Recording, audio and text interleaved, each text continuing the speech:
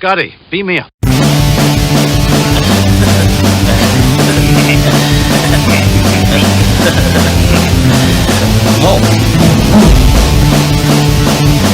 Smash.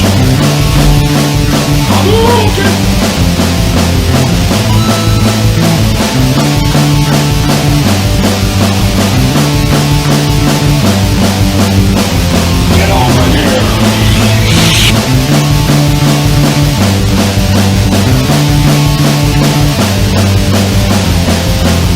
It is pointless to resist.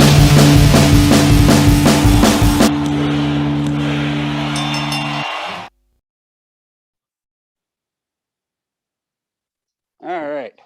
We've got Erich Beckman in the Geek Den, aka Djinn Tonic.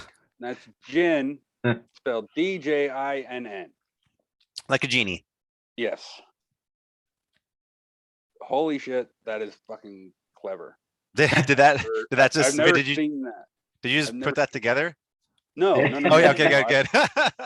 No, our friend Arlene over at WTFPR set us up with you, and Yeah. I just want to give a quick shout out. She's set us up with before with, for lack of a term, those were a bunch of great dudes. We had a great time with them. Mhm. But yeah, I just want to give a quick shout out to her. Thank you for setting you. this up. Awesome. But so why don't you tell us a little bit about yourself? How did Djinn Tonic come to be? Well, so I played in mostly my whole life punk and ska bands, and basically like the most fun I had playing punk and ska music was in a band called Grim Luck, which was like a huge like it was like 12 it fluctuated from like 7 to 12 to 13 people. It was like gypsy hardcore mixed. It was like every instrument. We had accordions and violins and big horn section and cellos, and I played bass and sang, and I wrote all the music for that, including I mean, like, it sounds pretty awesome. yeah, I mean it's all out there if you want. If you ever, it's on Spotify. And I've been working on like a punk rock ska opera of that for like a couple years in the and I almost finished it, and I will finish it, I promise. Like just like very theatrical, old world, exotic music with punk beats and just aggressive as fuck. Then the pandemic happened, Right. And I also play in a bunch of other bands. Like I played drums for like a bunch of video game cover bands like Kirby's Dream Band and Vic Viper, and mostly been doing a lot of video game music for the past couple of years. But when the pandemic hit, like I'm a workhorse. Like I always finish everything first, I guess because I'm a drummer. And I'm really good at multiple instruments, so I usually just record myself. But when the pandemic hit, I got so sick and tired of waiting on everyone to do their own recording sessions at home. I decided, well, maybe it's time I just do like mostly solo music, because I have all these melodies from doing like gypsy punk and doing like weird exotic punk and like exotic ska, and all these like things I've written out and ideas I've always had, but never a bunch of people to do it with. So I was like, well, I'm going to, I love 80s synth pop, like Yellow Magic Orchestra, and like some modern, I'm not really into EDM, to be honest, or like that much dance music, but I'm into some like Justice or like Daft Punk, but mostly Polo and Pan. And when I first heard them, I was like, yo, this is what like I would do if I like made dance music, because Polo and Pan's like weird and ethereal and like actually melodic and not repetitive in different parts. Because that's why I don't like most dance music. It's repetitive as shit, you know? Yeah. It's just like a loop, and then you mess with faders and you mess with filters.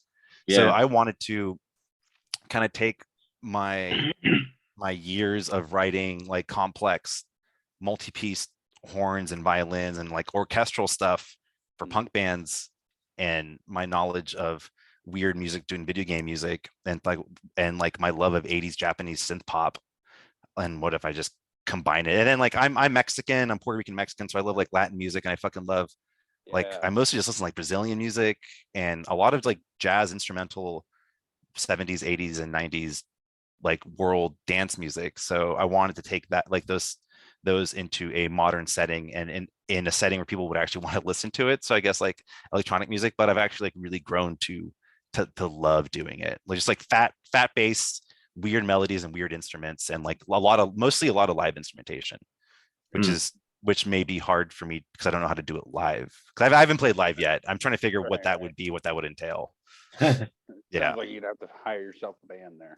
Yeah, I mean, Yeah. like I could do that. I mean, like I guess like the easiest thing is like be a DJ and do like live mixing. But I want to, you know, I mean, I'm used to being in a big band with a bunch of punk kids. I want that energy. Yeah. So I'm trying to figure out. Yeah, exactly. And it's fun. I've been in like acoustic pirate metal bands, like Dread Crew of Oddwood. I was filling in for a bunch, and I like being theatrical and weird, and I'm still trying to figure out like what a live Djinn Tonic set would be, whether it's just either me as a DJ with like a couple synths and a bass, or me and like a percussionist, another synth player, or a horn section, or with that. So I'm still working on it. But I thought the most important thing is to release an album, and then see what the fuck happens. Yeah, get it out there, see what happens. Yeah, and see if anyone will take it seriously or like it. Right. Yeah. For sure. I dig it. Yeah, absolutely. When Arlene told me tropical EDM, I was just like, yeah. I think EDM is like sort of the wrong connotation. I think what people call it, there's a genre, it's called tropical house. Because like music for sure. Yeah, because like I love French house music because it's like, once again, a lot of French people they know jazz, they know chords, they know melody, they know they know complicated, beautiful harmonies and shit like that. So I always like to go that direction. But like the genre, I guess like sort of it, like the name I invented for this genre, I don't know if it's been used, but it's the first album is called is Electro Exotica. Because in the 80s it was called electro pop, and that's what I feel like this is more like, kind of electro pop, but also I'm massively influenced from 50s and 60s exotica, like Les Baxter and like old movie soundtracks from like the golden age of Hollywood, where things were sweeping and melodic and very like, you listen to it and you're like, oh, I know exactly the time and place and year and my feeling with this song, compared to like a lot of modern scores tend to be a little bit more diluted and dull. I was gonna say it's definitely not anything modern from what I heard. Like, thank you. I want to sound old world, but new world is like old world ideals with new world technology. Yeah, it sounded like something out of a James Bond movie. Oh man, thank you. I was just like, ooh, like a GoldenEye feel almost. Yeah, you know what? I am perfectly down for that. Hell yeah, dude! Like, it would work perfectly in a James Bond flick. He goes down to Mexico or something. Would repeat that? If he goes down to like Mexico or something like down. Yeah, exactly. That'd be like the perfect background music for that. Or Brazil or something. Yeah. Then like Oasis under my first single I released, Oasis Under the Stars. I can't pronounce it in French. Like that one. I really wanted to sound like you're in the desert and you run into a like some sort of like watery mirage and there's like a party going on. And some sort of like opium den and kind of weird and sandy and dusty, but like fun, and maybe it doesn't exist and maybe you die afterwards. So it sounds like a good time to me. Yeah, exactly. Yeah. Opium could be fun. Yeah, opium den parties. Yes. In the right circumstances. Yes. Oh man. So the new single, what is it? How do you pronounce this? Belo Horizonte? Bello I don't know. My friend who's Brazilian, she could pronounce it. I can't pronounce it, but it's I couldn't figure out what to name it, but she was from that town, Belo Horizonte. So I just kind of took it was like a like a temporary title. Because like I the sample, I don't usually use samples, but I wanted to try an experiment. And there's a website called Tracklib, which is really cool, and you're able to actually get the licensing for songs. And so I just happened to accidentally come across that and was able to chop the vocal and the acoustic guitar and then kind of write all this, basically a whole new song out of 15-20 seconds worth of music, right? Which is really fun and cool. Yeah, that is cool. Yeah, I've never messed around with that. I've always been like guitar and pen and paper kind of guy. Yeah. But yeah, I've always wanted to like get like a drum pad and a sample pad and just start pissing around with it and add new different elements, like whether it's a movie quote here with like a crazy background tune here or something like that. like I don't want to go pro with it or anything like that. I just like pissing around with stuff. Yeah. I think getting a sample pad, or I got an MPC music production center machine, which has all the drum pads and like it's a sampler as well. As soon as I got that, well, I got that originally to work. I released a 80s inspired workout album of video game covers 2 years ago under my solo video game cover artist, which is Erich WK, one word. And Awesome. yeah, and it was all just high energy, shreddy 80s guitar with a ton of guests, and I wanted to be music you actually work out to. So it was like an hour long. Yeah. And then I learned how to use a drum machine for that, because usually for my past like solo video game cover albums, like I did an Earthbound one, and then I did another one of like my favorite composer. I play like real live drums, live everything, but this one I wanted to kind of go something weird. And when I learned how to do drum machines with that, I was like, oh shit, now I'm good at this. Now I want to actually write like my own solo synth pop. Absolutely.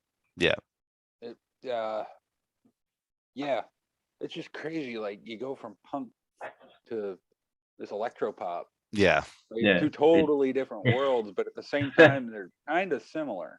Kind of actually, because like if you ever listen to my gypsy punk band Grim Luck, it's all weird and theatrical and big. And like I like to show my friends like, okay, well, listen to this punk song I wrote a while ago. Listen to that bass line. That bass line is the same as this dance song. It's just slowed down a little bit funkier, but it's still like my Latin inspired Balkan beats that I write. It's just instead of a punk beat and instead of like distorted guitar, it's synth or like guitar ska upstrokes. It's synth upstrokes and a dance 4 on the floor with a shaker and claps instead of a snare. So like I'm kind of writing the DNA of the same type of music I've been writing for 25 years. But now I'm expanding it to something that's a little bit more technical, and I can like really get into making weird noises and weird synths and just kind of driving into the more science of it and kind of pushing it. Yeah, that's a true love for music, though. Like to be able to expand like around and be comfortable doing so. Yeah, I just want to release shit. Whether it gets popular or not, but dealing with a lot of band like members and people is like you're only as fast as your slowest fucking person. It's a fucking headache. Yeah, it is, and it's like frustrating. And I need an avenue. Like as a drummer, I can be in like 1,000 fucking bands, and because I just like today I went on my lunch break. I went to a recording studio to record a song for my friend. I didn't listen to it till I basically got there. And then I was like, okay, well, just stand in front of me and then tell me when to switch from hi-hat to ride. And it was just like a fast, like no effectsy punk beat for like 2 minutes. I was like, yeah, I could do this. Just I got to go. So we have about an hour. Right. And I knocked it out and he thanked me and I left. So I'm always like, I have the will and the energy and the love of learning, but getting members is not everyone has, especially because like I'm 36. Right. Yeah. And like we're all getting kids and we're all getting fat and our legs don't work so good. Yeah. So we only getting fat. I've been fat. I'm getting skinny. That's what's happening to me. Actually, that happened to me too. My pants went from like a 32, like pretty well snug, and now I put like tighten my belt even higher, and like all my pants scrunch up like a potato sack with a rope around it. 32. That's cute. Oh man, you are a lot skinnier than I am. But oh, there goes my camera. But no, I was always real heavy set growing up, and I was like the waist size I'm in now. I haven't been in since middle school, so I'm like, feels good, doesn't it? Yeah, dude, I'm 34, and it's just like, okay, now if my back and my knees and my hips weren't all fucked up, I'd feel great. Yeah. I just got to find a routine and get something going and get myself healthy. That's all I gotta do. Well, you also live in the land of snow, right? Does the snow there? It's finally going away. Kind of. Yeah. I live in San Diego, so it's like the coldest it gets is like 50, 45 on like bad days. So I'm able to go like jogging outside all the time. We both used to live in California at different points in time, so we completely I lived in Southern California too, like not far from Mexico. Nice. Yeah, So that's where I lived. like, I lived about like maybe an hour from LA. Oh shit. Yeah. South? Yeah, we're in Redlands. Okay, I know what that is. I was not far from Edwards Air Force Base. My parents were stationed there, and yeah, we lived right in the middle of the desert. And Hot. it was, but like I don't remember ever having a head cold or anything Yeah. like that until we moved to the East Coast. My mom got stationed in South Carolina after my parents split up, and she took me and my sister over to South Carolina, and mosquito bites everywhere. And then I Humidity. started getting sick. Oh fuck, the humidity. Yeah. It may be hot in Yeah. California in the desert. Yeah. But I'm telling you right now, I will take 100-degree desert heat over 85-degree Pennsylvania humidity.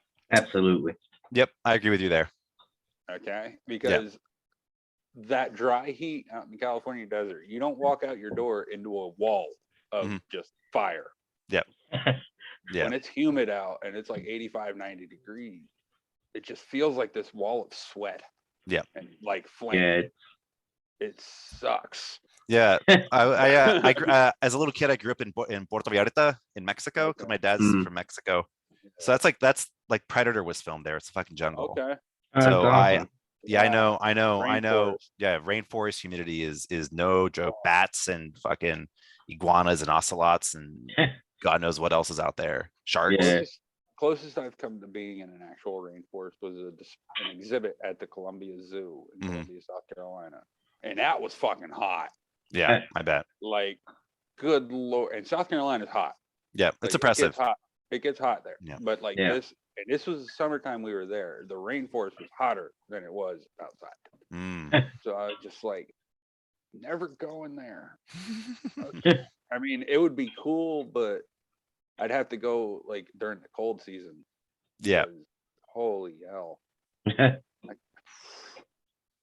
just watching Predator, I get sweaty. You know what I mean? Yeah. But holy hell. Man, that's one hell of a story you got there. How you came to be an electro pop. Yeah, electro pop. I was called electro exotica because I'm very much inspired from you heard the music genre exotica? Yes.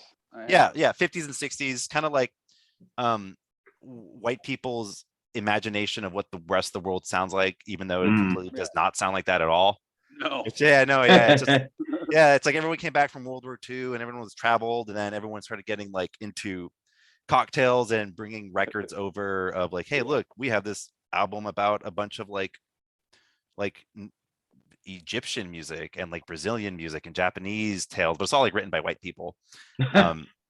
So it's cool because it's so weird and melodic, and it sounds like almost like protege video game music in a way.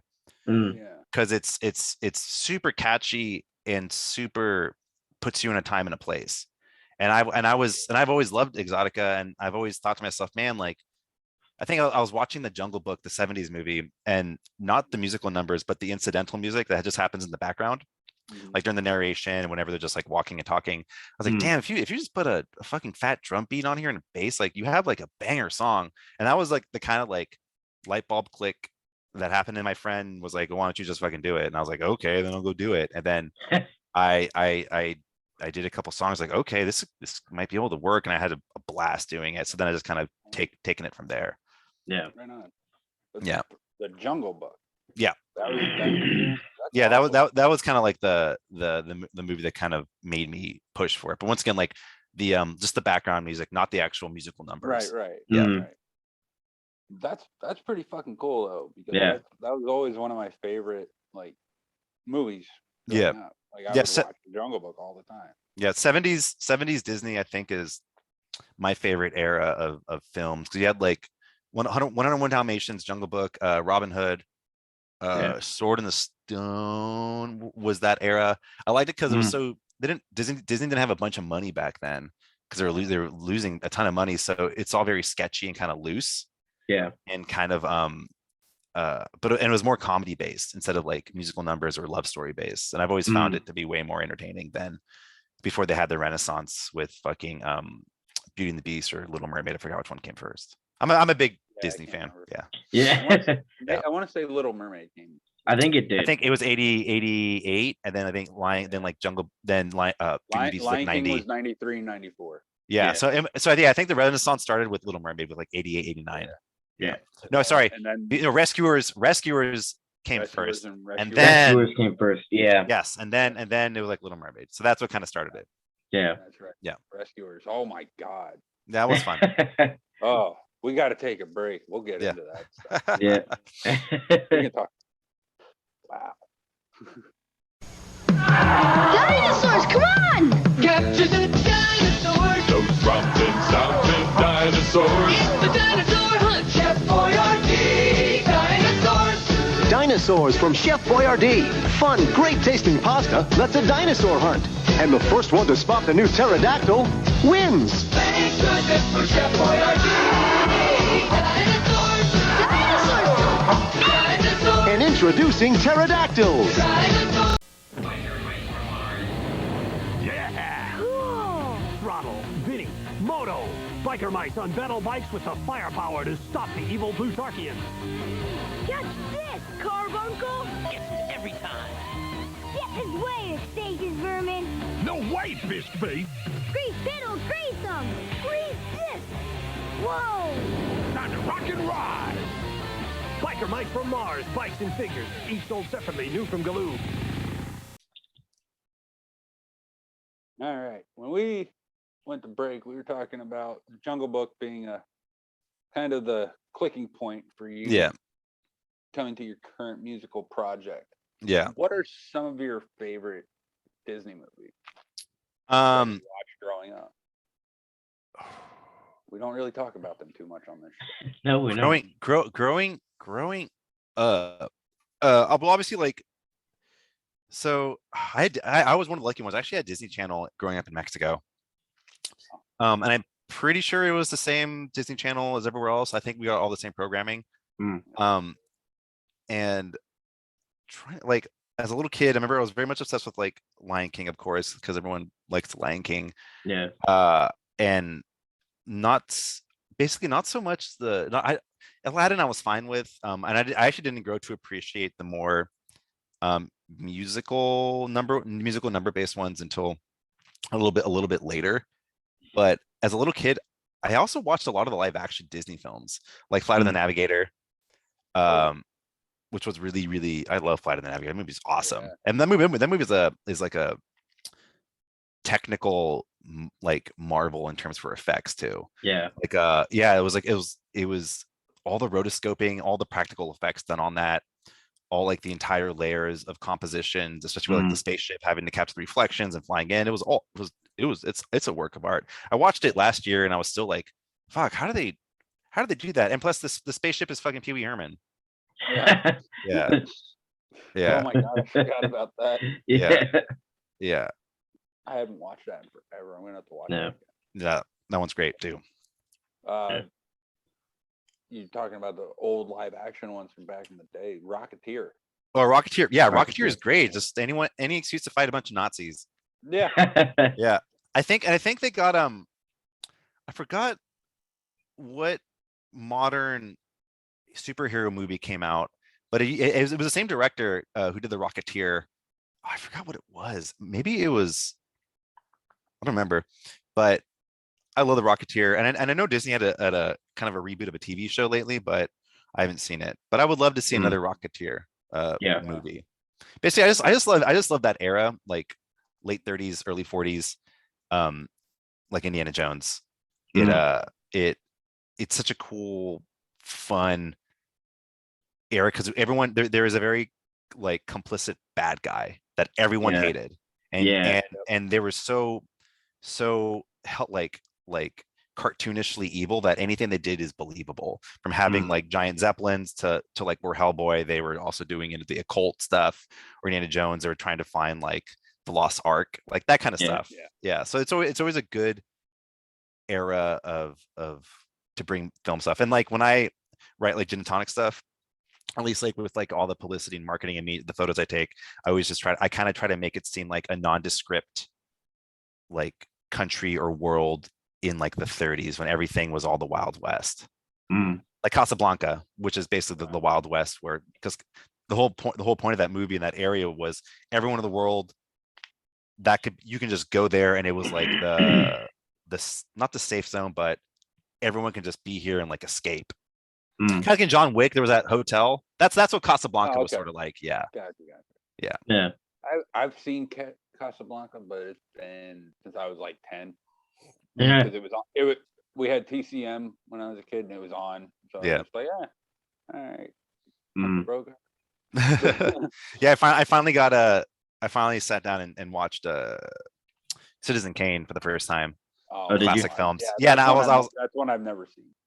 I was like, wow, this is legit. Yeah, I can understand why people would say it's the greatest movie. Like the things it was doing was astounding in terms of like how modern it was. Right. Yeah. Absolutely. Yeah, like that's one I'm gonna have to watch because I've been told, and of course, all my life, Citizen Kane. It's been there. It's always been there. Yeah. So, but I've just never sat and watched it for whatever reason. I'm gonna have to.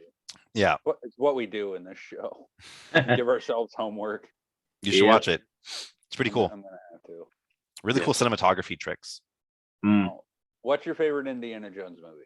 I mean, I would say, Raiders of the Lost Ark, I believe to be like a perfect film. Yeah. In terms of like start to finish, pacing, music, characters, cinematography, action, adventure. It's just like the gold standard for action films, I believe. Yeah. So yeah. That's fair. Yeah. I would agree with all of that. Like, but for me, just for sentimental reasons, Temple of Doom. Yeah, that one's fun. It was the one I was exposed most to as a child because it was on TV all the fucking time. Yeah. Like there was always these Indiana Jones marathons, but I always caught Temple of Doom. I never caught the other one. Yeah. Did you ever watch the Young Indiana Jones shows? Yeah, with Sean Patrick Flannery. Wait, was that on Disney? No. No, that was a sci-fi show, I think, back in the day. Was it? I don't know. Was it sci-fi or was it like basic cable on Saturdays? That's what I thought I remember. Basic cable. Yeah. I remember seeing like commercials for that. Yeah. And then, oh man, whatever channel fucking that Beauty and the Beast show was on, maybe. Oh, that was ABC. That was ABC. Yep. I think so. Yeah, that was ABC. Might have been ABC then. Yeah. It might have been. I can't remember because I never watched it when it was on the air. I've watched it since. Yeah. Yeah, that Beauty and the Beast show was weird. Yeah, it was. It was really weird. Hamilton and Ron Perlman.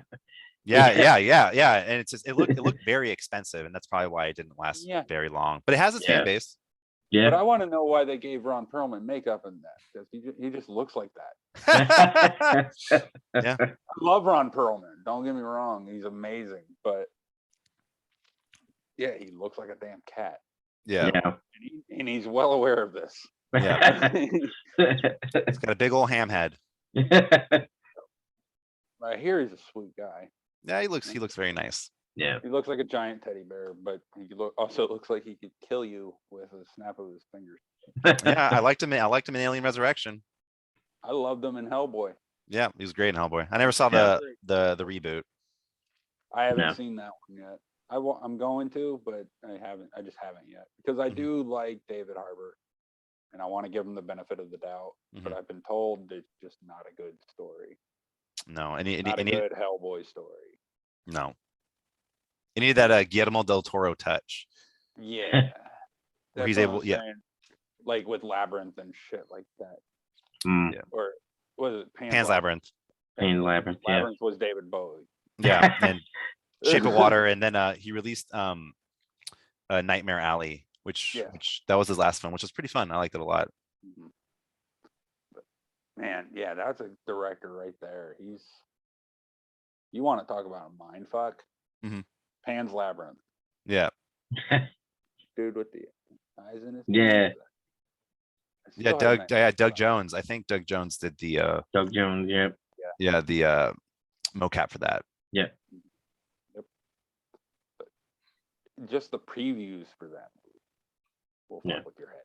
Yep, and it's good to see like a foreign language film Mhm. able to capture the imagination of a bunch of like Americans too in the Western audience, which I appreciate. Yeah. It was not in English. Yeah, Yeah. Pacific Rim. I know he wanted to do a sequel, but I think there was like a bunch of, I mean, everyone knows about the fights he was having. I think it was Universal. I'm not quite sure who it was, or Legendary for Pacific Rim, but he really wanted to do a sequel, but he wasn't able to do it, so they gave it to someone else. Then it just failed miserably. Yeah, I haven't seen Pacific Rim. Oh, you would like it. It's fun. It's like I like Del Toro because he is a nerd who is also is able to become an auteur and like a big time director, but still very much a nerd, like a film nerd. Yeah. Like comic book and sci-fi and classics. Shows in his work. Yeah, and I love that. That's why I'm attracted to his films. Yeah, for sure. Fucking movie. Like that guy. I love a good mind fuck movie, and that guy nails it every time. Mhm. It's like a Scorsese movie. Mhm. Like, have you ever seen Shutter Island? Oh, with DiCaprio? Yes. Yeah. No, but I know what it's about. But I want Oh my it's on my list. I've had it spoiled, but it's on my list. It's good. Yeah. The first time I watched that movie, I was completely blown away. I kind of, looking back, I should have seen it coming, but like at the same time, I didn't, and it caught me off guard, and I was just like, okay, I'm watching this again. But yeah, Guillermo del Toro, he's a fantastic director and writer, and he just nails it every time. I haven't seen a bad movie from him.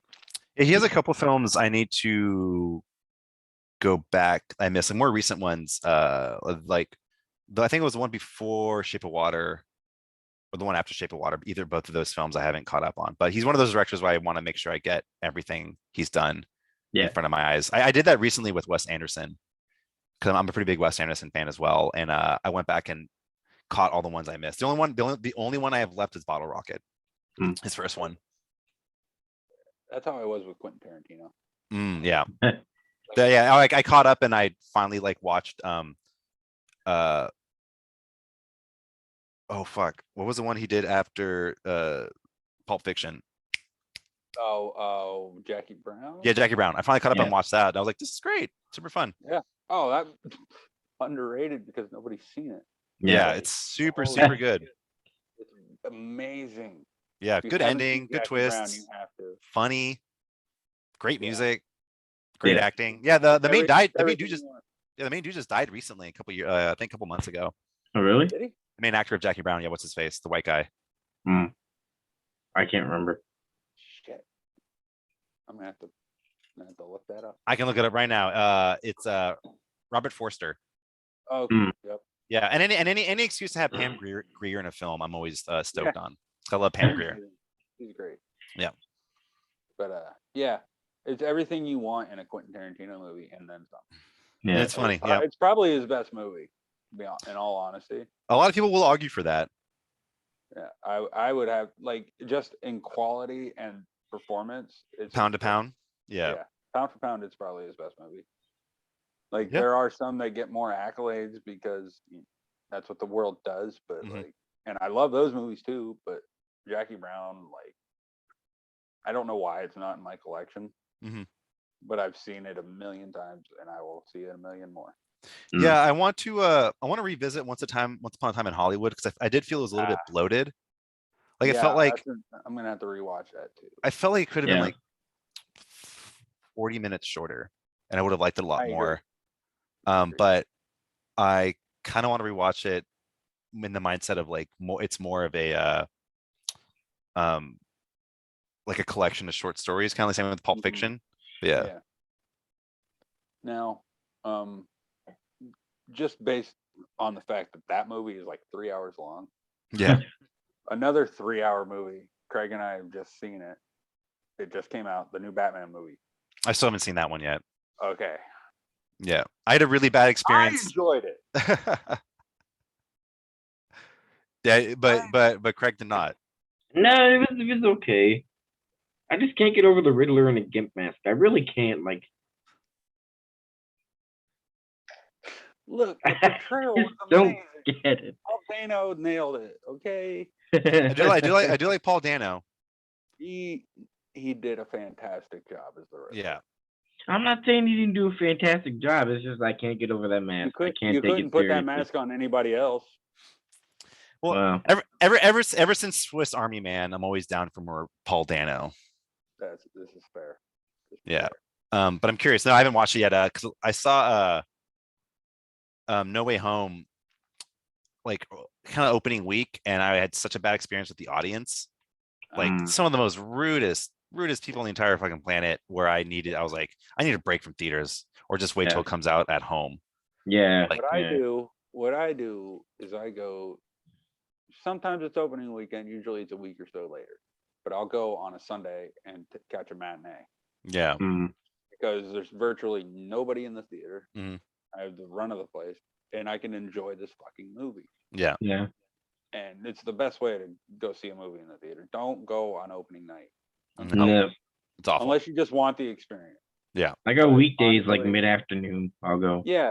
Or, well, our local theater here in town isn't open until like 7 p.m. through the week. Yeah. They only do afternoon shows on Saturday and Sunday. But like the bigger theaters, they're open all day, every day. Yeah. So just go to a matinee. Yep. You want to beat a crowd? Life hack. You got the run of the snack bar. Mm-hmm. You got the run of the claw machine game. No one checking their phones in front of you. Nope. Yeah. The lights lighting up. Yep. None of that annoying bullshit. No big headed family in front of you. It's great. Yep. It's fantastic. You should do it. Yeah. Fuck Yeah. going on opening night. Yeah, it's like the amount of like talking and like very loudly talking and like asking like, who's that? Why is that person there? I was like, I don't know. We just saw them. Like, shut up. Right. Okay, so when did Jackass the movie come out? The first one. The first one? 2001, I think. 2001. That sound about right. See, that's okay with everyone laughing and being loud because that is it's part of, you want to see it with everyone laughing. But my thing is, I don't like standing online. I'm a very impatient person. Mm-hmm. I want to be at my destination. Like if it's a roller coaster, I want to be on that fucking roller coaster. I want to be going down that first drop. I'm ready. Let's do this. I get fast passes at theme parks. Yeah. So I can just skip the line. Yes, I'm one of those people. But at a movie theater, don't have that luxury unless you buy your tickets in advance. And back in the day, in 2001, our local theater didn't have that option. You wait in line. You wait in line in the cold. You get a little piece of paper. It doesn't even have the name of the movie on it. It's a little raffle ticket. You don't win anything because there's no raffle. They just rip it in half and give you half. Yep. But or you could have snuck in like I did. That's how I saw Jackass, the first Jackass movie. I will never forget that night. Movie, I had my mom drop us off at 6 p.m. Because the door, like, the teller didn't get to the cash register until 6:30. And then they started selling tickets, and by 6:30, there was a line around the fucking block. So it's opening weekend for Jackass. When my buddy got there, there was already like 30 people there. So we were like, okay, cool. Yeah. We got here early enough. We're definitely going to see this movie. We still waited for like 20 minutes before they let us in. And it's just like, why? Why would you do this? Why would you do this? The next weekend, we were like, let's go see Jackass again. Because they're idiots and they're not checking ID. Yeah. 13 years old, going to see an R-rated movie. Like they had just started enforcing the ID thing, but they weren't checking IDs. So we were like, let's go see Jackass again. Yeah, I think the first R-rated movie I tried sneaking into by buying another ticket was when The Exorcist had like a remaster, and then it got thrown back in theaters. I think this was 25 years ago, 23 years ago. Yeah, something like that. So my friends and I like bought a stupid PG movie. We waited a bit, then we snuck in. I think that we actually got caught like 20 minutes later. But we wanted to go see that because we're me and my friends, even at like young teens, we were like big horror fans and big like big schlock fans. And obviously Exorcist is schlock, but it's not it's not schlock, but it's part of the experiences that we always want. And like when you're 13, like we're gonna go see the scariest movie ever. I've never seen The Exorcist, and it's an excellent like piece of work, and it's like a piece of art. It's awesome. It is. So that was my first experience when I sneak into like a movie that was not age appropriate for me. Like AMC. I can't say I ever did that because I was always like my mom would always take me to see like you know the Schwarzenegger movie Eraser. Yep. Mm. Yeah, he punches an alligator, I think, in there. Yeah, doesn't he? Shoots it, calls it luggage. Yeah, that's right. He goes your luggage. Yeah. Yeah. Kills it and your luggage. Well, that CG alligator, man. Never appreciated that line until I had my own luggage. So it was fucking hilarious. Yeah. Well, what's funny is I recently watched Last Action Hero. Yeah. And it was last week, and favorites. the amount of one-liners purposely thrown in there is so good. And it really bums me out that Last Action Hero, I mean, James Cameron, like he doesn't do anything bad. Like even Titanic, which is a love story, it's still like a badass like destruction action movie at the same time. But yeah, it's Last Action Hero is a love letter to 80s cinema, and I think a lot of people didn't understand that. That's why I got kind of like I think it's now getting a renaissance, and people are really appreciating what Last Action Hero is. It's gained the following that it deserved. Yep. So good. Yeah, and I mean, there's a cartoon cat. Fuck yeah. Yeah, it's awesome. How can you not love that? 1000 cameo, man. Oh, that's right. Yes. Yeah. Sharon Stone from Basic Instinct. Yep. Yeah. And what's his name? Hans Murray Gruber? Abraham. Wait. No, No. Alan Rickman's not in it. No, wait. Who plays the? Oh, no, that's right. The guy who plays Tywin Lannister. Mm. Oh my God, yeah. That's the guy with the right. The guy the with the guy. glass eye. Yeah. The guy who plays. I always forget his name. But that dude. Look, and he's like he looked old then. That movie was like almost 30 years old. Yeah. But looking back, like because I just rewatched that movie. But looking back, like comparing him then to Game of Thrones, there's a definite age difference. There is, yeah. He looked good and scary then. Fuck yeah. Yeah, but he looks good now. He's old guy. Yeah, I was looking at photos of him. I forgot his name. He's like early to mid 70s, and the guy's like fucking ripped, and he has a really beautiful younger wife or girlfriend, but he's living his best life. Yeah. And I want to say Professor Toru Tanaka was the bodyguard. Oh, was it? Yeah, I don't remember. I want to say that was him. Yeah. I can't remember when he passed away. But yeah, a lot of great F. Murray Abraham. Mm-hmm. Yeah, a lot of great names in that movie. Just it's the Okay, so every now and then, Craig and I, we belong to a couple Facebook groups, and every now and then, a bunch of us will have a group watch party. Yeah. We'll all watch a movie on our own TVs and just bullshit throughout, Mm-hmm. and make fun of it. We don't record anything; it's just a good time. Mm. But I was watching Last Action Hero. I was going to. I was like, come on, let's watch Last Action Hero. And our friend Gabby had never seen it. So I was like, Gabby, get on fucking Netflix. We're watching Last Action Hero. It's not what you think it is. Or it is what you think it is, but times 100. It is what you think. Both. Right. It's both. I asked her a question before we went into it. I was like, how do you feel about 80s like action movies like Commando and like just like buddy cop Cobra. Movies, like that. Yeah, Cobra. And she goes, Over the campy, top. but she goes, yeah. Yeah. She goes, they're campy, but I love them. And I was like, that's why they're great, because they're campy as shit. Yeah. I was like, but it's got everything you love in an 80s like cop action movie in just one movie. Yeah. It's a movie within a movie, sometimes within a movie within a movie. And I was like, and it's fucking great. I was like, we're watching this fucking movie. I could not like explain just how amazing Last Action Hero was to her. Yeah. And what's really funny is like the daughter who played is I forgot her name, but she's Sonya Blade in the first Mortal Kombat movie. Bridget Wilson. Yeah, Bridget Russell. Yeah. Wilson. Yeah. And she was Sonya Blade. I was like, God, this girl looks familiar. And then I looked it up. I was like, oh my Veronica God. Vaughn. Yeah.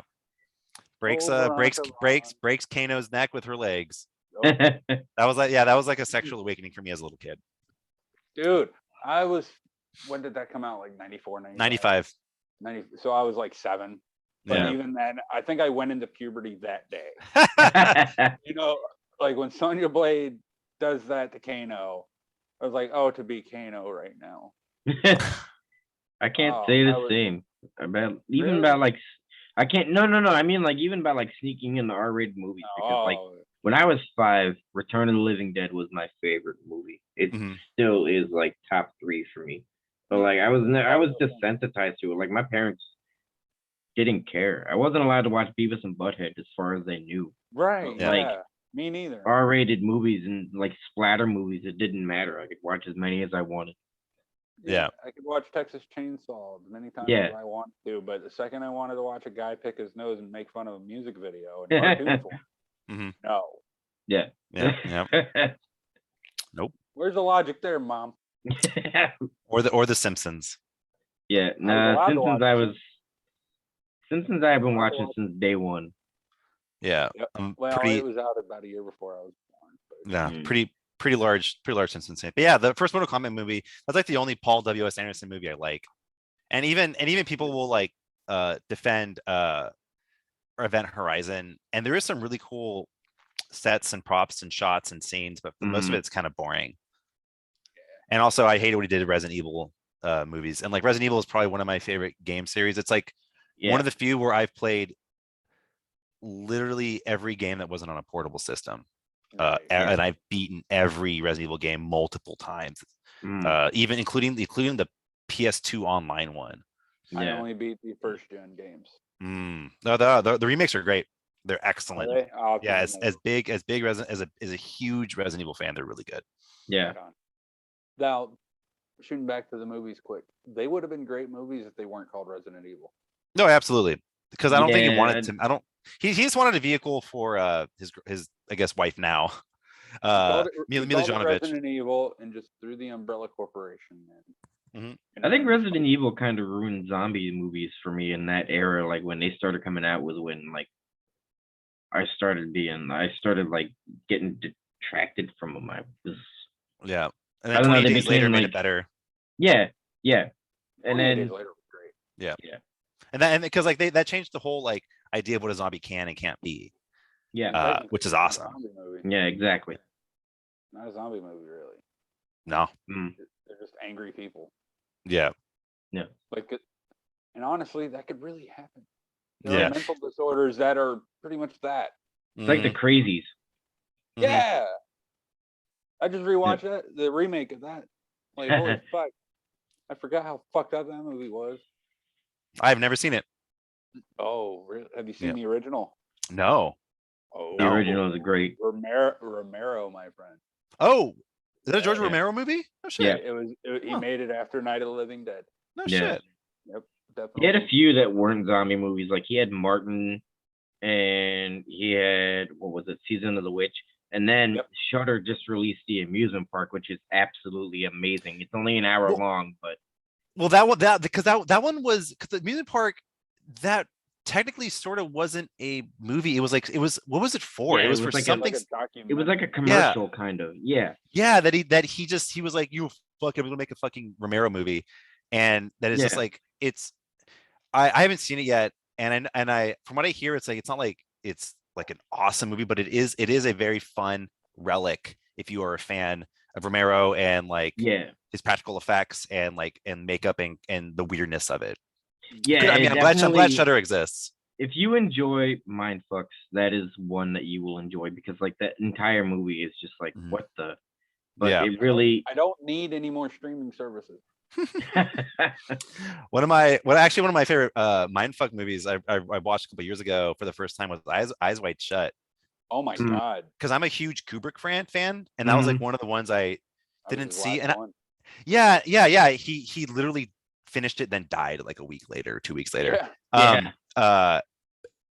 But I was like, well, it's Kubrick. Like, I guess like the marketing and everything it looked like a sexual thriller, which is not. I should have known better. I'm looking at a Shining poster in front of me right now. But that movie gave me. I watched it stoned out of my mind, laying in bed by myself from like I started at 11 o'clock on a work night, and I finished it all the way through, and I was like, "What the fuck did I just watch? That was awesome." So I like to say that it's my favorite Christmas movie now. Like saying Die Hard is your favorite Christmas movie is old hat. Like say Yeah. Eyes Wide Shut is your favorite Christmas movie. That's fair. Yeah. That's fair. I Yeah. would have to go with Lethal Weapon personally, but It's a Oh, is that set in Christmas? Mhm. Oh, interesting. Yeah, it I is. haven't seen it in forever. oh man, so Lethal Weapon. That whole movie series my grandmother had on VHS, Mm. like legit copies of. Mhm. So she recorded them for me. Mm. Like she had a double VHS Yeah. cassette deck rack rocking, right? So she would just record from one to the other, and Yeah. she would record 2 to a tape. Yeah. Those were the fucking days. Kids watching this show right now are so confused by what I'm saying. You did what? Like it was on a tape? Yes, what we did. Yeah. How we stole movies from Blockbuster back in the day. Yep.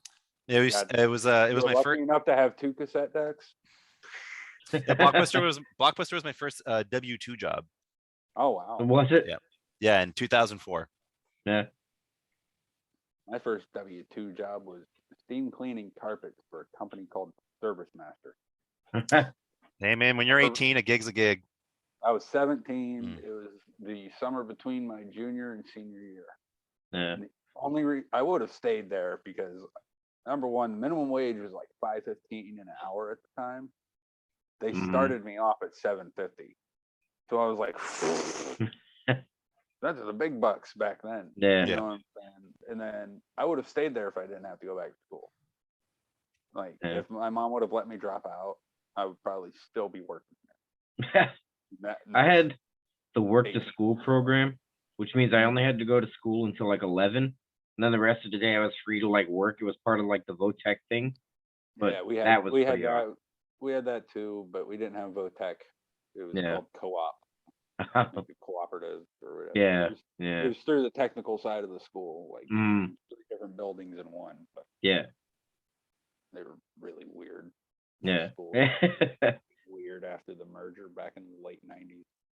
Yeah. Like it's 3 high schools in one, so fucking ridiculous. Local, I'm not getting into that. That's a story for another time. Yeah, R-rated movies. I never really snuck into them. I can't really say that because my mom took me to them. Yeah. Take me to see fucking when I was like 7, 8 years old.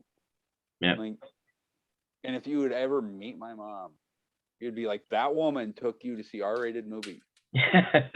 It was the 80s. It was the Wild West or the 90s. It Yeah. was the Wild West back then. It was. It really was. Parents did not give a fuck.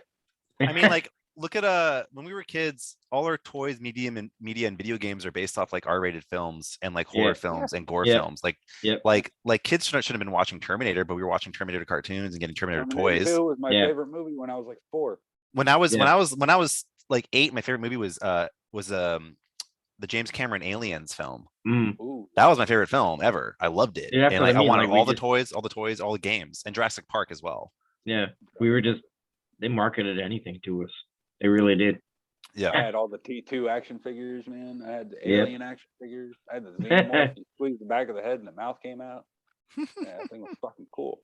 Stay tuned for some action figure commercials. Fucking A, right? We throw all the commercials. in the Good. show. Great. Yeah, you should get some old Alien or Predator action figure commercials Yeah. in Oh, there. I have them. Greg just got a treasure trove for the editing room. But yeah, like mom would take me to go see these movies and she would just buy them for me. Yeah. Like like we'd go to like Blockbuster or like the local video store on a Friday night on a grocery trip. You know, we'd go to Pizza Hut, grab a pizza, and then go to the video store and rent a movie. I'd usually rent like a wrestling tape and like the latest WrestleMania or whatever Mhm. just happened, and then like a horror movie, like a really Yeah. fucked up, just gory ass horror movie. Yeah. She wouldn't question any of it because she would always rent something that she wanted to watch. Yeah. Yeah. She would take the downstairs. I'd go upstairs and watch my stuff. Rest in peace, Scott Hall. Yeah. Oh, yep. Yeah, I was gonna say, well, I want to throw a tribute at the end, but yeah, while we're on it, Razor Ramon. It's funny. It's funny. Like people just looked older and meaner back then, just in general. Yeah. It's like how, like because he was probably 30s, like early mid 30s back when he was.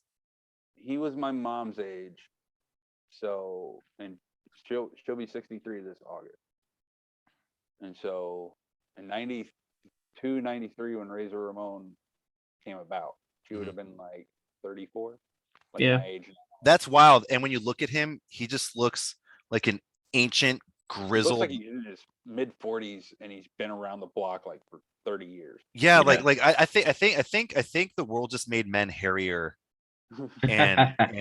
and buffer back then, and just Yeah. greasier. Like they made him hairier and sweatier back Yeah. then. Well, look at fucking Earthquake. Remember him? Yeah. He was Oh. like 25, 26 when he first came in WWF. Oh, And he wow. looked like he was 50. Yeah. Yeah. He had He did. big beard and he had the long hair with like he had the skullet, you know. Mhm. Yeah. But he did not look like he was like 26, 27. Yeah. Or like how old was like Mankind? Was it 98, 99 when he got thrown into the Hell in the Cell?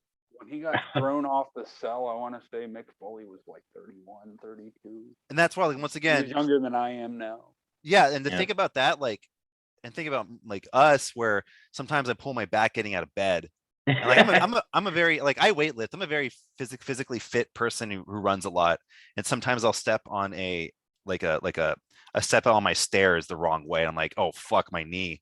Your foot Yeah. just goes down like at a weird Yeah. angle. Nothing like it should be detrimental, but it is. Yeah, and the Undertaker, when was his last wrestling session? Or That's match? WrestleMania 36. So The Undertaker, when was that? 2020. It was during the pandemic. Yeah, and to think, like, to me, for as long as I've been alive, Undertaker has been a thing. Yeah. In my We mind. talk And about it all the time. On I don't Wrestling. understand how he does it. And now Stone Cold's coming out of retirement for a match. Mm, I was told that was just going to be a promo war, but I guess Okay. it's a match now. yeah. It's a match now. He doesn't need to. He doesn't need to. Too many people come out of retirement. Just stay retired. He's Well, that's earned- because half his roster is gone, though. He has to bring back That's somebody. Vince's like, problem. He needs to quit I know. firing people. Oh, Vince McMahon. Well, Vince McMahon is just an awful, terrible businessman and just an awful person in general. So I can't. Okay. He hired a bunch of fucking people before, like a couple years before the pandemic. All right. Mhm. The roster split didn't work out. Yeah. So now he's got all this extra people. Because CM Punk took a bunch with him, right? Wait, did he? No. Who started the other wrestling organization? I that kind was- of hopped out a couple years ago. That was Kenny Omega, the Young Kenny Bucks, Omega. and Cody Rhodes. Like, Yeah, they all got together and started AEW. that's That's right. where CM Punk is. Yeah, that's I thought CM Punk isn't the manager of that, right? It doesn't No. own it. No, okay. Okay. Tony, the people who own Tony AEW, Guerrero? No. They're the same people that own the Jacksonville Jaguars. The Oh, okay. Shahid Khan owns AEW and the Jacksonville Jaguars. His son Tony Khan is the president of AEW Okay. and the owner of Ring of Honor Wrestling. Mm, Well, now he just bought them. Like Mhm. what was it, last week? yeah. Yeah, something like that last week, I think. But now Vince, he hired all these people and said he was going to push them to the moon. They were pushed to the moon in like NXT, their developmental show, unless your name was AJ Styles. No offense to AJ Styles. I love Yeah. the guy. He's a great worker, deserves to be where he's at. But like Keith Lee Mhm. should have been a world champion as soon as they brought him up to the main roster, and they shat on him hard. And now he's in AEW, and they're giving him a shot, and he's Yeah. able to do what he can do. Yeah. And as a 350-pound dude, he shouldn't be able to do the things that he can do. Yeah. This guy, like how Vader would do moonsaults, Keith Lee does one that's even better. Oh wow. It's just smooth. Yeah. Yeah. He moves like a fucking cruiserweight, and it's insane. Like he does springboard moonsaults, like off the That's ropes, cool. like in series. Like he'll go one at a time. Yeah. Yeah. No big man should be able to do that. Yeah. Gravity is not a big guy's friend. I know this from experience. Like, But a lot of people are going over too because like you Yeah. own yourself, you own Yeah. your rights, You're you allowed own to your have- name, you have you own all your merchandise. Like And Vince won't give you that. no. No, I know I kind of dropped off a little bit after the Attitude Era where I followed it. So every now and then I'll Mm. kind of hop in and be like, who are the current people? Like, what's the current like stories and going on, and whatnot? And then I'll watch clips of like the Japanese wrestling stuff because those guys are Oh my acrobats God, and New Yeah. Japan. yeah, Those yeah, guys, I'll those tell are you fun. what. Yes, like the junior heavyweights, they're amazing. Mhm. But the matches I like to see from New Japan, or any, excuse me, any Japanese promotion, are the like Togi Makabe versus Tomohiro Ishii. The two big bulls just slugging it the fuck out because Japanese strong style, it's mainly just shoot fighting with some wrestling holds thrown in. Yeah, it's a cartoon and it's awesome. It's great. It's Like, fun to yeah. watch, and then then you can tell got they guys like love Djinn it. Tonic. Yeah. Oh, Mhm. absolutely. It's their life. Wrestling in Japan is, I would say, it's equivalent to wrestling in Mexico, just without the Yeah. like lore. Yeah, Yeah. The Mexican wrestling has like the lucha lore and like the mask. they were superheroes. They were literally superheroes. Yeah. Japanese wrestling incorporates a lot of manga.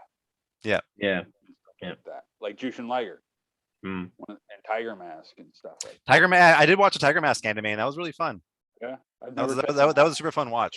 Even though it was like incredibly cheap 90% of the time, but when they put the budget to those 30, 45 seconds of animation, I was like, I'm here for that. Yeah. You can tell it's like a completely different studio who just did the fight stuff. Right. Yeah. Yeah. Like, man, we're all here and we're glad we have another one. That's crazy. Like everybody we've talked to has been a wrestling fan. They're just coming out of the woodwork, Craig. At least like the glory days of wrestling. You know? Yeah. The road with the Road Warriors and I My just like favorite tag team, buddy. Yeah. yeah, it's just because like when I think of wrestling, I think of that old WrestleMania arcade machine you would see in movie Yeah. theaters. Yeah. And that's what got me into watching it when I in the 90s, like during the Attitude Era, especially with like the N64 games too. I played the games a lot, and like I watched it like with my friends and stuff. And when I was a kid, I remember sitting on my dad's lap watching it and stuff like that. But I didn't really start watching it until I was like 8, Mhm. when Steve Austin really found his niche. Yeah. Yeah. Like a lot of people these days, but Yeah. like in our age group anyway. Yeah. I just liked it when it was more of a cartoon when you have people like Gold Dust Mm. Oh like yeah, fucking in it and like always a favorite. yeah, Yeah. just like weird cartoon characters. That's what I wanted. And now what makes it so hard for me to keep up is everyone's just a guy. Yeah. Yeah. Everyone's just a dude. Yeah. It's more like the showmanship is gone. It's all about athletics now, kind of. Which is good and fine, but I kind of like the more fictionalized cartoony aspects of it. Yeah, exactly. Like I like the promos and the fun stuff they used to do, like the Bushwhackers. You'll never see something like that again. Because No. it's become so serious. Or you'll never see another pallbearer. Yeah, Rest in exactly. peace. Yeah. He was fantastic. Yeah. Yeah, I 'cause want more people like gimmicks that. don't exist anymore. Like No. you just come at it Unless- yourself. But there are two gimmicks that I absolutely fucking love right now. Orange Luchasaurus. Cassidy. Okay, 3 gimmicks. You got Orange Cassidy, Luchasaurus, Mm. Danhausen. How can we not Yeah. talk about Dan? Oh, Orange Dan and Hausen. Is he the Abaddon. guy from the how do I know that guy? Is Dan Hausen, isn't he like he's not in WWE, is he? He's No. He just signed to AEW at the beginning of the year. that's right. What's his whole shtick? It's like He's vaudeville. versus Yeah, because I think old vaudeville. I think he was an episode of Conan O'Brien's podcast. He was, and that's what He was interviewed by Conan O'Brien, and but a lot of people compare him. It's basically what he's a did he cartoon say? character. Yeah, he was like if Conan O'Brien was an emo kid in high school. Yeah. Is basically what he described. I saw an out of character interview with him Mm. that he did with Chris Van Vliet, and he just talked about how he talked to Conan and how he drew inspiration from Conan, and I was like, oh, that makes a lot of fucking sense. Yeah. Yeah, And we can't vaudeville. forget about Abaddon either. No, Abaddon, Rosemary. Rosemary's great. Yeah. She's underrated, I think. Yeah. So I guess there's some gimmicks still around. Like AEW really holds it up. Thunder Rosa is another one. Yeah. Yeah. So I guess He's I mean very it's all up to see like how long Vince McMahon's like chokehold can last, and because he's bleeding talent and the numbers are dropping. Yeah. And he's old. He's Yeah. old, but then like Stephanie McMahon kind of sucks too. Yeah. Better than Vince. Yeah. Because at least Stephanie, like, she'll listen to Hunter. Will she at least give him a fucking health insurance? I hope so, because they deserve it. Yeah. Yeah. They deserve a lot more than they get now. They deserve Pay health everything insurance. out of pocket. It's Yeah, like 'cause- every And having to do a W-2 and having to do a different W-2 for every state you wrestle in. Yeah. If you're a contractor, that's fucked up too. you should. Yeah, if you're contracted to a company like WWE, you should be considered a WWE employee and not Yeah. like. And the way they're contracted, they are WWE employees, but they're not taxed as such, and they shouldn't. It's fucked up. Mhm. Like, Yeah. yeah, those guys on like AEW and shit, they can be considered independent contractors because they're allowed to fucking work elsewhere while Yep. they're under contract to AEW. Yeah. But like, you don't have that same freedom in WWE No. unless Yeah. you work in the UK, like in the NXT UK. Like those guys are allowed to work the UK independent Mm. because what else are they gonna fucking do? They're not Yeah. allowed to leave the island. But Yeah. but yeah, like AEW, like they offer their wrestlers a lot more freedom, and Yeah. because Tony Khan is a true wrestling fan, he wants to be national, but he doesn't care about being on that scale. Mm. You can tell by the production that he puts out. It's very basic Yeah. while being grand. Yeah. Whereas Vince, like everything has to be like this huge spectacle. Yeah. Yeah. He's just old and old school He's Yeah. he's and a cutthroat like his dad. yeah, he puts emphasis on entertainment though. Yeah. Yeah. Like, but you're a wrestling Hmm. company. You're a wrestling company in the entertainment industry, like you are. Yeah. So, I don't know.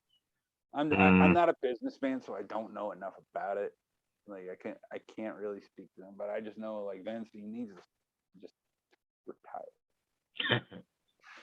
Let somebody else do it, and not Yeah. like your producer friends. Like we need to, much like the U.S. government, we're not getting too political. Needs a complete reboot. You know what I mean? Yep. Something's not working. Yeah, Yeah. they need, like, not necessarily with the roster, but like with the people running the show. Yeah. They need And to- and it affects the fans because if the fans know the wrestlers aren't happy and they're not taken care of, it does make you move out of you lose the magic of it, and you start thinking Yeah. about the politics of it, and you start thinking about that's one of the reasons why I don't watch it, because it's like Vince McMahon's a piece of shit. I don't want to support him. He's not good to his wrestlers, and the quickest way for the wrestlers to get something better is to force Vince McMahon out. Yeah. Well, luckily, in this day and age, there's a fuckload of wrestling companies Mhm. that have sprang up over the past like 10 years. I want to say. Yeah. Like MLW, like it started back in like 2002, 2003, but they lied dormant for a while and came back in like 2017, and they're killing it right now. Like they're signing people to contracts, and they weren't able to do that like 3 years ago. Mm. Yeah. So, but they're working with like Court Bauer and Conan and guys like that. Yeah. And then AEW, of course, like Yeah. it's great wrestling. Yeah. If you enjoy good wrestling, check out AEW. It's Yeah. really. Oh yeah. And then, Tony Khan just bought ROH. I'm pretty sure they're going to keep it separate from AEW though. The way I'm pretty they call it. sure. But they're going to work together like the Forbidden Door kind of thing. Yeah. So, yeah, it's a good time to be a wrestling fan as long as you don't like WWE. That's basically the summation of wrestling in this day and age. Like WWE, the pay-per-views, like the Royal Rumble was fucking horrible this year. Mm. It was boring. It was so Mhm. boring and predictable. But Elimination Chamber, I enjoyed. Yeah. It was a good pay-per-view. Yeah. Usually the Saudi pay-per-views that they do, like the last two have nailed it. And I was just like, I'm kind of bummed out because I don't want to enjoy something coming from Saudi Arabia. I'm with you on that. You know what I'm saying? So it's just, and it's produced by WWE. So it's just like, Yeah. it's a double-edged sword that I don't want shoved through me, but I'm going to have it shoved through me because I'm a wrestling fan and I have to be able to judge this properly. And you're there to support the people like the wrestlers, Yes. which is hard. Which is hard because like you want to support them because you love because you know these are people that we admire, and it's not their fault that the biggest company in the world that does the biggest things in the world is also awful. Yeah. So it's like sometimes you gotta shake hands with the devil in order to move yourself forward. Yeah. And so it's like a weird balance. It's kind of like because like I also my professional job is I make video games for a living. Right. That's awesome. As a 3D artist. And so sometimes like people want a game to fail or to they want a game to shut down or they want to boycott a game, but it's like sometimes the people who are making the bad decisions is like one or two or three people, and then there's a couple hundred underneath that still need health insurance and are not like that, and they just want to do good work. Yeah. Yep. Yeah. Yeah. It's crazy the world we live in these days. Everybody's offended by that. Yep. So it's just like, but this stuff's fun for people like me. You know, like video games is like, yeah, that guy's a piece of shit, but it's like he's putting food on my table. You know? Yeah. Yeah. Video games and music have always taken the most grief, I think. Yeah. Yeah, you can let your frustrations out in a way you can't with other stuff. Yeah. Yeah, because after this interview, I want to go play some Elden Ring. Yeah. Yeah, why don't we go ahead and cut to another break and then we'll come back. We'll go ahead and wrap her up. Cool. Yep. Mighty Max, Mighty Max. It's Mighty Max. Welcome to Skull Dungeon. Wow! Mighty Max. Smasher, get up! Your brain donor is here. Me want brain. No way, slime face. Whoa! Watch out for that first step. It's not over, Mighty Max. Will Max get fried? His fate is in your hands. Mighty Max, Mighty Max. You can collect all his adventure sets, each sold separately. Mighty Max figure included from Mattel. After years of experiments, Andre Toulon has created puppets that want to play with you. Full Moon introduces the Puppet Master action figure series. 8 dolls that come alive with movable parts and accessories to spare. Blade can strike with a hatchet or a knife and see with eyes that glow in the dark. When his friend Pinhead lifts these dumbbells, he can really blow his top. 6-shooter always has you in his sights with 6 pistol-packing arms. Jester leads the puppet parade with his scepter, knife, and a revolving head that will wipe the smile off your face. If Tunneler's movable drill doesn't get you, then his machine gun and pickaxe will. Leech Woman has a kiss to die for and plenty of slimy friends to grow around. The action heats up with Torch's glowing flamethrower. And watching over this madness is the Totem and his power gem. The new line of Puppet Master action figures are now stocking your toy and specialty stores. For more information, log on to the Full Moon Toys website at fullmoontoys.com.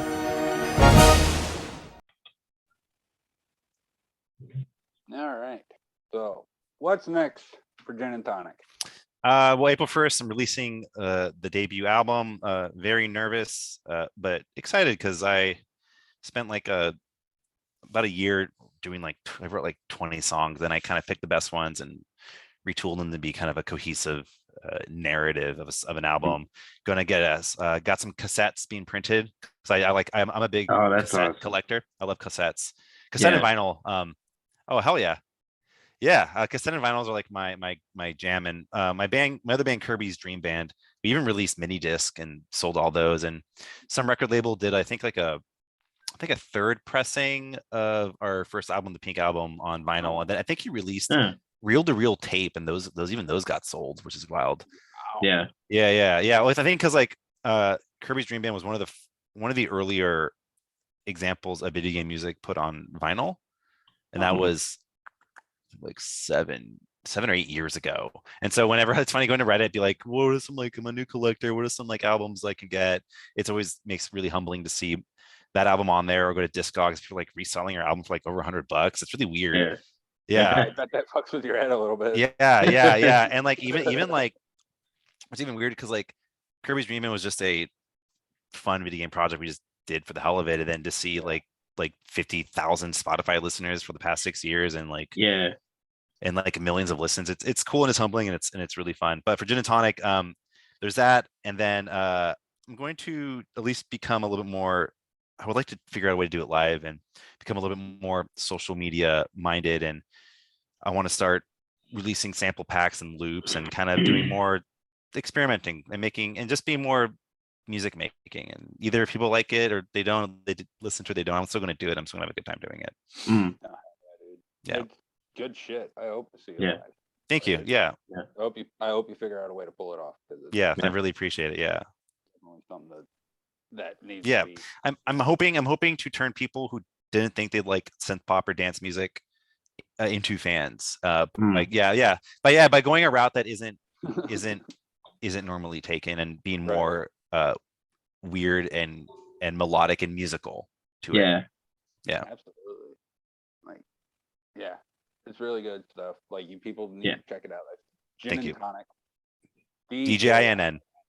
I was very surprised it was not taken on Spotify. That is amazing. I would that'd be very like surprised. I was absolutely baffled. I was like, I spent like 4 months trying to come up with the name, and then my friend, she just loves gin based drinks like gimlets, and I was like, oh, what about gin and tonics? And I was like, wait a second. It was like I hate biopics and biopics and like movies about, because they always have that one aha moment where someone says something out loud and then they think about it and they go and do a math equation and solve their problem. Yeah. That's literally what happened. Exactly what happened. Yeah, I was like, fuck. I guess it. Yeah. Hey man, but there we go. There's our band. There's our name origin. Yeah. That's for our Matt. Currently taking time off to finish schooling. So he's almost done. He's almost done. But yeah, that's great. Love it. Love what you're doing, man. Keep it up. Sure. Thank you. Yeah. I want to see more. You will. Yeah. I want to. You will. Live. I'll figure that out. But while we're here, I want to plug some stuff. We've got a giveaway coming up for our first anniversary. Our buddy Craig Lewis has donated a copy of his book, The Craig Lewis Guide to Surviving the Impossible. Talked to him a few weeks ago. He's a great dude. And he donated a copy of his book. We're going to be giving that away. We're going to be giving this book away, which was written by Craig here. Yep. Craig Lucas, Dad Mented, and I can't read. An Uncensored Guide to Surviving Parenthood and Self-Help for Weirdos. I'm reading that backwards. It's really good. But yeah, there's that. We're going to be giving that away. And then we're going to be giving these away. Our buddies in American Thrills hooked us up with some vinyl. Yep. We're going to be giving that away. And we got a couple stickers too. So, and the rules for that, you got to go to our Facebook. I'm not repeating it too much. A lot of breath I've gone through. But yeah, check out American Thrills. Check out Gin and Tonic on Spotify and Facebook. Man, this was fun. We appreciate you coming on. Yeah, thank you for talking wrestling and horror movies. Oh, yeah, anytime at all. And again, special thanks to Arlene at WTF for setting us up. Yep. Yeah, she's an angel. Yeah, she's really cool. And then, but yeah, man, best of luck with everything. Seriously. Yeah, dude. You too. Yeah, and congratulations on your anniversary. Thank you, man. It's been a lot of fun. Yeah. Yeah, man. Yep. That's it for Geek Den tonight, man. This is a lot of fun. Goodbye forever.